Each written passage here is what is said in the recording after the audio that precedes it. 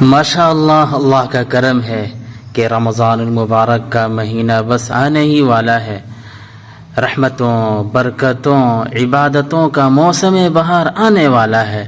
ایسے تو عبادتیں ہمیشہ کرنی ہیں اور رحمتوں اور برکتوں کی بارش تو اللہ کی طرف سے ہمیشہ ہوتی ہے، لیکن رمضان مبارک کا جو مہینہ ہے یہ ایک خاص مہینہ ہے کہ اس میں عبادتوں کا ثواب بھی بڑھ جاتا ہے اور رحمتیں اور برکتیں اس طرح اترتی ہے کہ بس ہم بیان ہی نہیں کر سکتے۔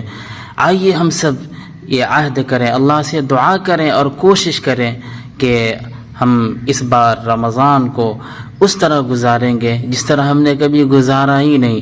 یعنی ہم نے اپنی زندگی میں بہت سے رمضان کے مہینے گزارے، لیکن اس بار رمضان کو اس انداز سے گزاریں گے جس طرح ہم نے کبھی نہیں گزارا۔ سب سے اچھے طریقے سے ہم اس سال گزاریں گے، گناہوں سے بچیں گے، عبادتوں میں منہمک رہیں گے، مشغول رہیں گے اور زیادہ سے زیادہ نیکیوں کے کام کریں گے، غریبوں کی مدد کریں گے، انسانیت کی خدمت کریں گے، قرآن کی تلاوت کریں گے، سمجھیں گے۔